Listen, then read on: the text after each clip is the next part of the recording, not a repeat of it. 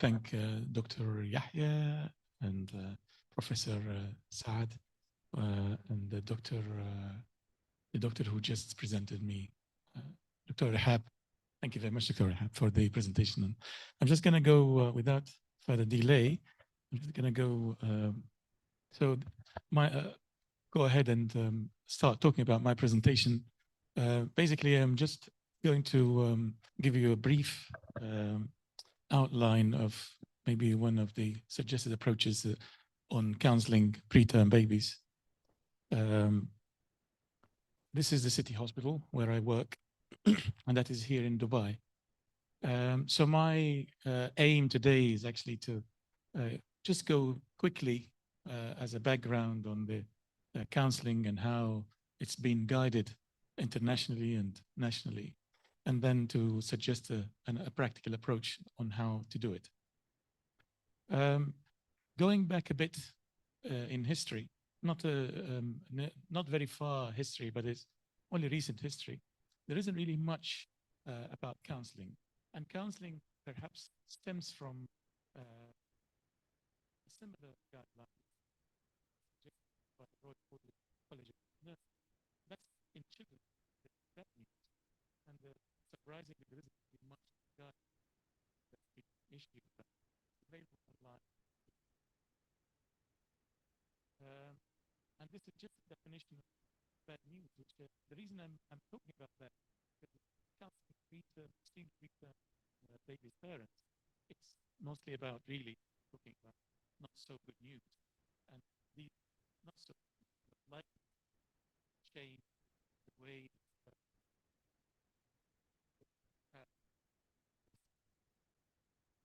So talking to parents, we mentioned several guidelines. It's taught by the British Perinatal Association, and these guidelines that go back back in the history of 2006, and there is a good section about counseling. But then these guidelines were created in 2019, okay, based on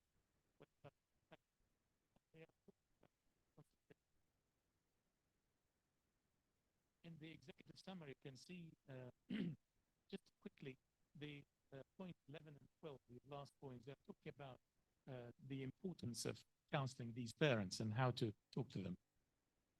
Oops. Then if you go across the Atlantic, the Canadian Pediatric Society has actually updated the guidelines on counseling parents of preterm babies.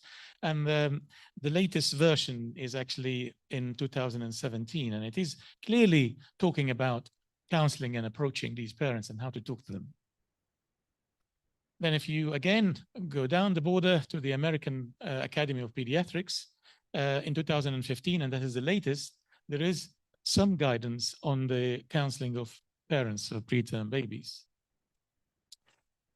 This is a very important issue, of course, and even in the newborn resuscitation protocols, you can see that the counseling is very highlighted in the protocol for resuscitation, both for NLS and NRP.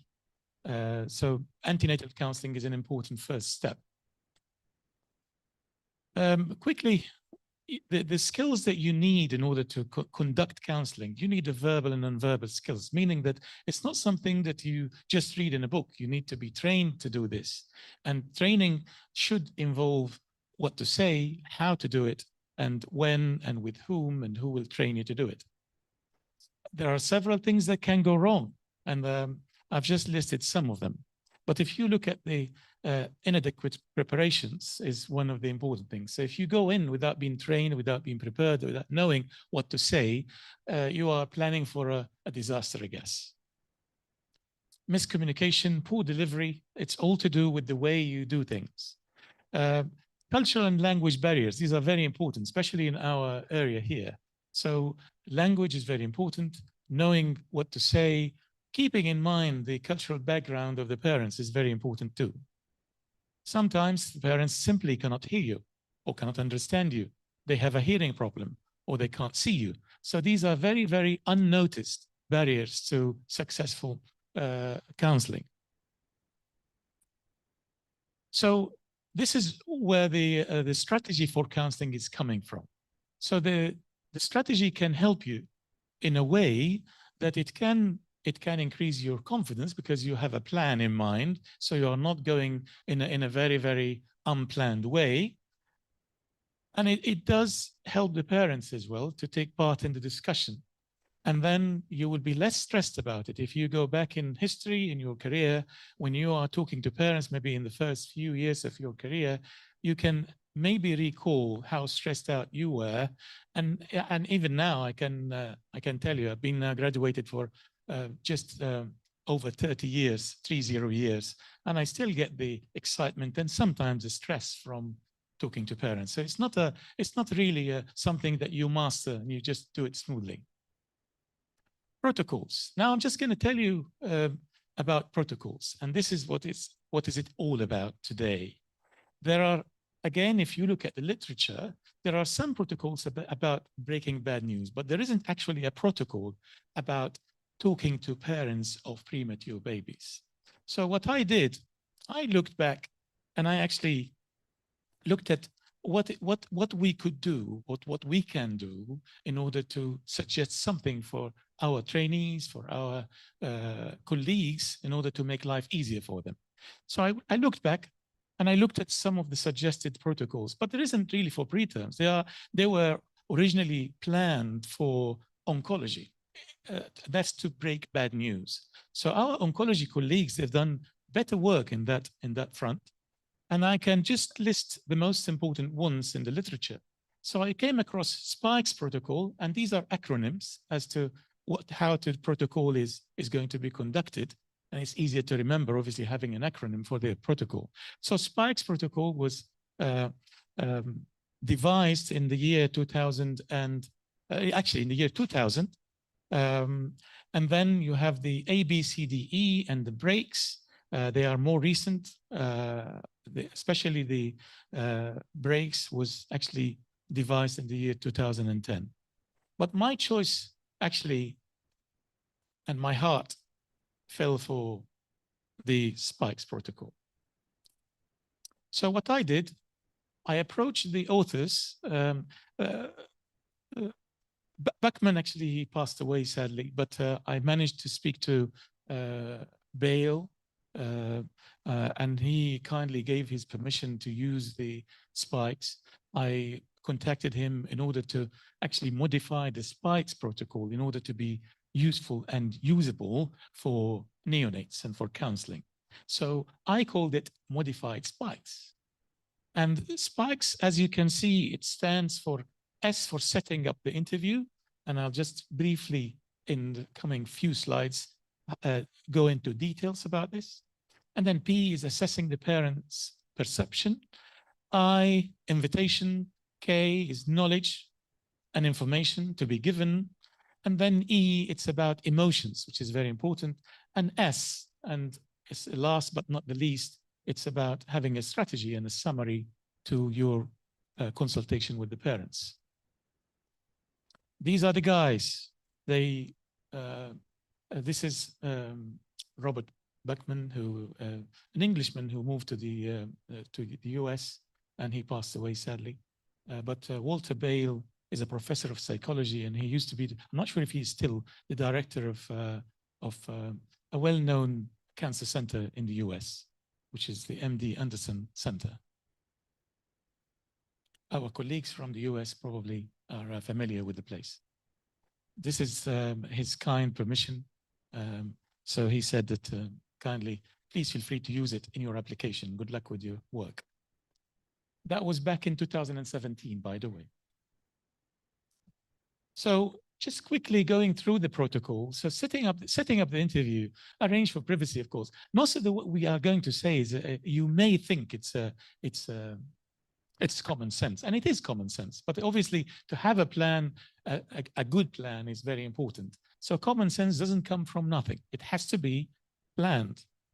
So setting the interview, privacy, involves significant others, meaning that in addition to parents, if you can manage to have the obstetrician or a family relative, if applicable, if they, but obviously with the permission of the parents. And then you need to make connections with parents and family. And then you need to make sure that this is done in a private place without interruptions, without your phone going off every now and then, given the seriousness of the situation. And again, I keep pressing on the button that goes, make the screen goes off. Sorry about this. I'm just going to show you, this is a quick clip of a video. I think it's maybe the only video that I'm aware of with real parents. So this is a video that I recorded in my own hospital. And this is just to give you a flavor of... Hello. Hi. Just an introduction. I'm the neonatal consultant. My name is Dr. Zahreddin Abusalah, and I'm here to talk to you about your expected delivery of your preterm baby. Can I sit here and talk to you? Of course, please. Thank you. There you go. The reason I am here is to talk to you about your baby and her prematurity.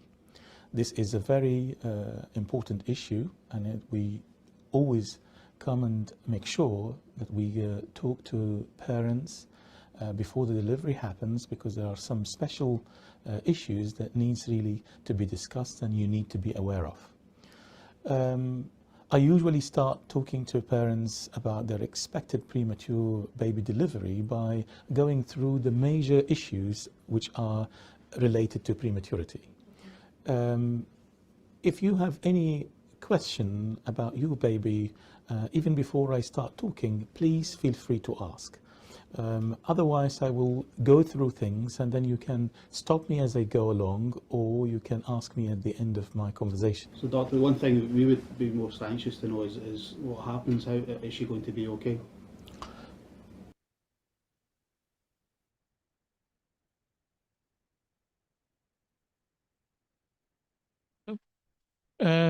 P for the spikes, again, it's about parents' perception. So you have to actually explore parents' expectations and perceptions of the situation. And then you can then talk about all the aspects of prematurity and extreme prematurity. And then again, to take away all the unreal expectations that the parents may have about the expected birth of their baby. We are talking about antenatal counseling now. Parents' invitation, again, most of the parents, they will actually, they would like to know everything about premature babies, but some of them they may push away some of the information. They will not be interested in knowing much. And they obviously thinking about the upcoming delivery, about the cesarean section that are going to have. So you need to explore how much information these parents wanting of you.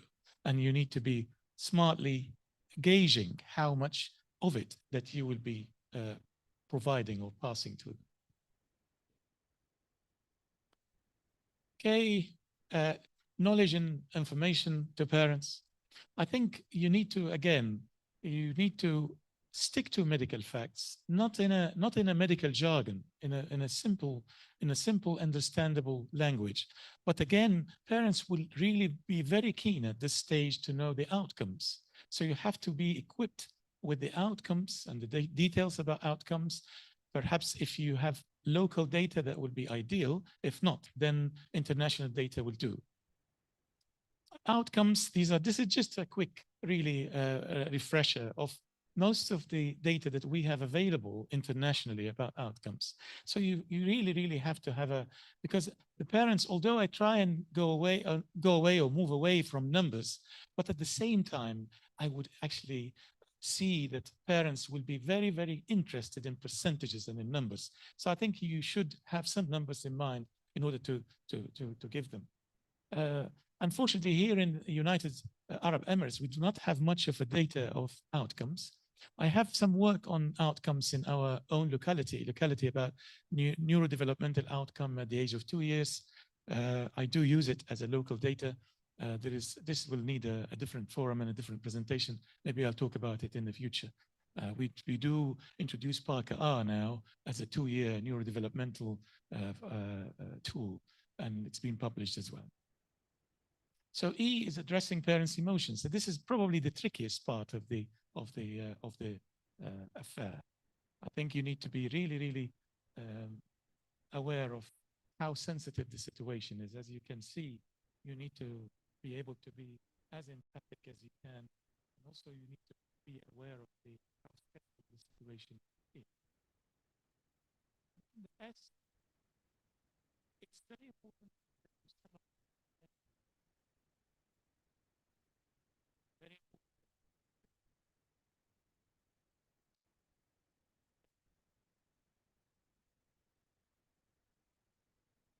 These are very important points.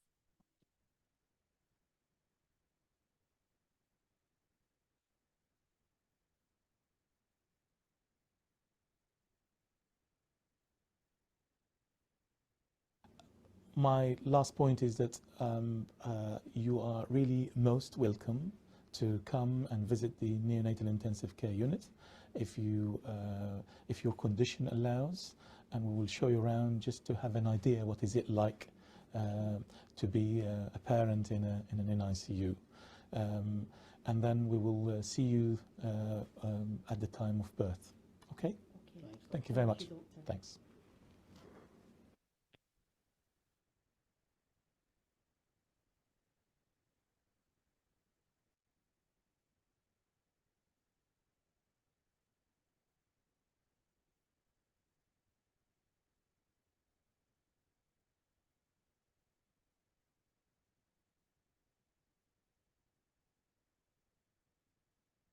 Questions.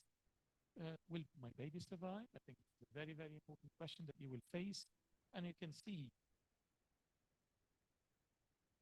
So doctor, arriving at 28 weeks, You can see how the facial expressions of the parents while they are talking about such a stressful and sensitive issue. Although we try and not to talk about survival in great details at this stage, I know you are very worried at this stage and you are very anxious as well.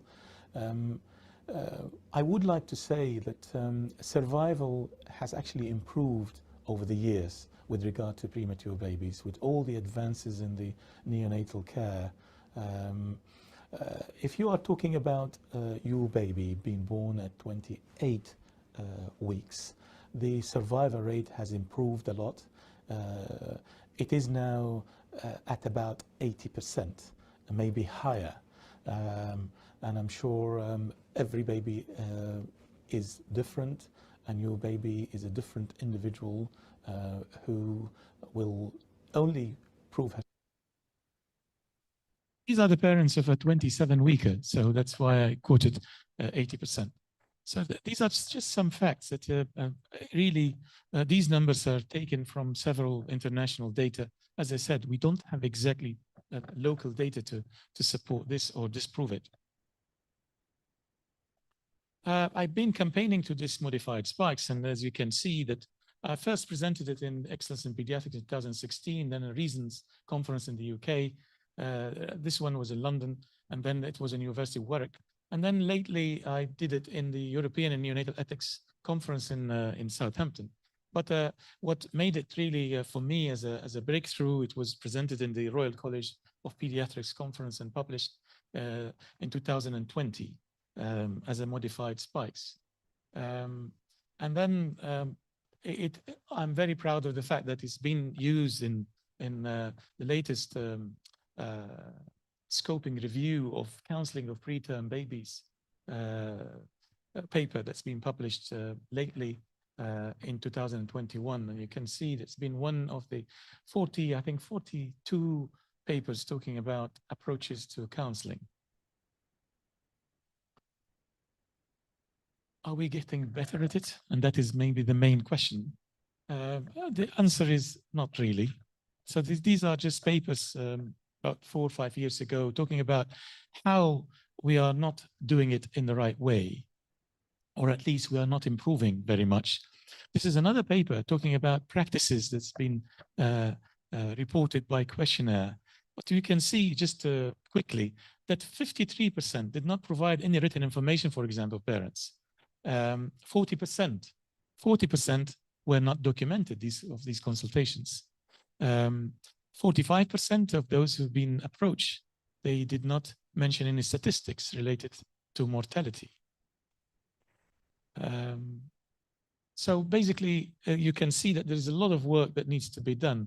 And what is next, I think we should probably follow the Dutch experience. This is a recent paper, 2019 in pediatrics, and it's talking about Netherlands nationwide approach for counseling. They made a panel of about 21 people, neonatologists, obstetricians, and parents, and they came up with a nationwide protocol as to how to conduct counseling in the Netherlands as a standardized practice. And I think perhaps we should adopt that locally, and maybe we will. My next step is actually we have a residency program in Dubai. The neonatal residents, they are shared between us and between Latifa Hospital.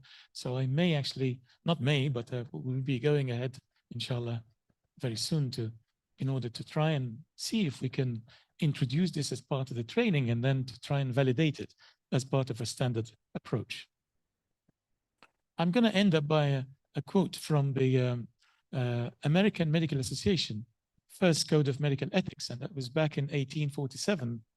And you can see that the counseling and how this is done in a perfect way can help to maximize the good effect of this on you and your parents and your baby's outcome. If you remember, your babies that you've looked after, the preterm babies that you looked after maybe 10, 15, 20 years ago, and they still send me messages on the birthday of these babies, the parents. They do not actually remember how heroic I was in intubating, on doing UVCs and UACs and treating these babies, but they remember my words. Whenever they talk to me, they say, oh, I remember what you said to me that night when you told me about what is going to happen and what I'm going to face. So I'm just saying this for you to not to underestimate the importance of counseling and the importance of doing it right and the importance of saying it right. Actually, history goes beyond and before, well before the 1847, the Medical Ethics of American Academy of Pediatrics. This is a verse from Quran 1500 years ago. قول معروف وصدقة خير